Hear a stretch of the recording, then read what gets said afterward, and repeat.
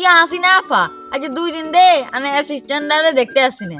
আর কইেন না মুদি দাদা, বাংলাদেশে তো যাইতে হারি না, এলাই আর অ্যাসিস্ট্যান্টরে হারাইছি। শহীদ মিনারও জয় বাংলা স্লোগানটা দেয়নি। বালা করছেন আমরা বাংলাদেশে জানো, আন্না যাইলে তো আন্না জেলে ঢুকে দিল। আর আন্না যদি জেলে ঢুকে দিতেন আমরা সারাটাই থাকতে পারিনি। আন্নার মন কাঁদে, বর্ডার কেন দিয়ে কান্দি চাইছি জয় বাংলা স্লোগানটা দিতে আসে। ও মুদি দাদা, এটা তো জয় বাংলা স্লোগান না, এটা বর্ডার কিন্তু কুত্তা ডাকবে। ও মুদি দাদা, আনারে কইছে একটা কানে ডাক্তার দিয়েছেন, আনে কানে ডাক্তার না দিয়াই টিঙাড়ি সন্দুকে ঢুকাইয়েন। ইয়ার বছর শেষে আলির দোকান তাই 28 বাজি কিনা। 28 বাজি এটি তো হুড়ে না, এডিকেল ফাঁদ দেয়। এই 33টা হালাইছেন বাংলাদেশও, একটা বাংলাদেশে ধ্বংস করতে পারে না।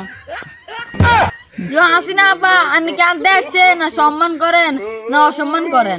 আপনি বেশি কথা কইন না, বেশি কথা কইলে আমরা লাথি মারি বাংলাদেশে আড়া দিম। তাহলে তেনুস আছে আমি ব্যবস্থা লিখে ইউয়ানেরা দুজনে থাকবেন আর বাংলাদেশের সংবাদ লই আইছি। কি সংবাদ লই আইছত? তাড়াতাড়ি ক, এই সংবাদ শোনার জন্য যে অপেক্ষা করছি।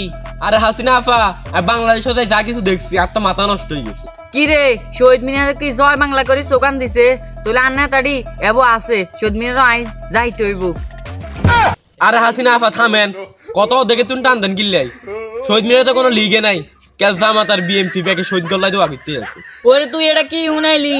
আর স্বপ্ন আসলে 2041 সাল হমাত ক্ষমতা থাকুম, অন্ত ছাত্র আন্দোলন করে আর দেশ ছাড়া করলো। অনেক যে শহীদ মিনারও আর একটা নেতা কর্মীরাও নাই, তোলা আমি আবার কেন যাই? আর এই স্বপ্ন কি আর পূরণ হইতো না? হাসিনা তোর স্বপ্নটাই গুল্লি মারি, তুই তাড়াতাড়ি তাই বারো। তোলাই বাংলাদেশের বন্ধু আল্লাহ খারাপ হয়ে গেছে, অনেক কতদিন ধরে ইলিশ চাইতে হারি না, তাড়াতাড়ি তুই বারো।